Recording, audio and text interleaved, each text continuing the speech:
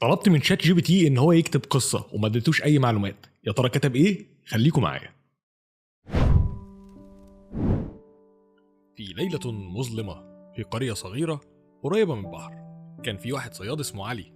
علي ده كان صياد زي الفل، شات جي بي تي هو اللي كاتب زي الفل، بيعرف يصطاد وكان شجاع وماهر في شغله، وعايش حياه بسيطه مع مراته فاطمه. وفي يوم من الايام قرر علي يشد رحاله في البحر، عايز يجيب سمك بقى يكون رزق ليه ولأسرته.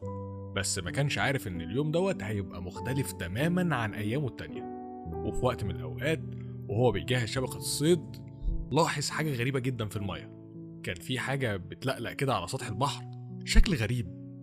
علي قرر يتقدم علشان يعرف ايه الحاجة الغامضة دي، وقرب اكتر شاف شكل رائع بيطلع من اعماق البحر. كان في حورية بحر، حورية جميلة بترقص بأنوار ساحرة، كانت ليها شعر طويل عمالة تتمرجح